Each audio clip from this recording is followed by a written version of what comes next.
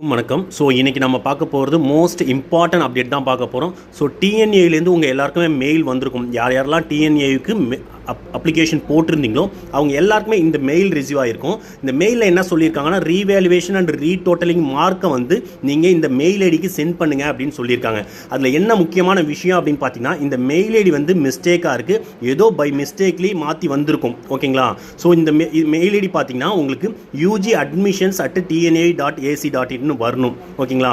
So அதில் பார்த்தீங்கன்னா அட்மிஷன்ஸ்க்கு வந்து அதாவது அட்மிஷன்ஸ் ஸ்பெல்லிங் வந்து தப்பாக இருக்குது. ஸோ இப்போ நான் போட்டிருக்கேன் பார்த்தீங்கன்னா, ugadmissions@tna.ac.in இந்த மெயிலுக்கு தான் நீங்கள் சென்ட் பண்ணணும். யாராவது இந்த மெயில் ஐடிக்கு சென்ட் பண்ணியிருந்தீங்கன்னா இமீடியட்டாக ரீசென்ட் பண்ணுங்க. ஏன்னா இன்னைக்கு 5 மணிக்குள்ள லாஸ்ட் டேட்.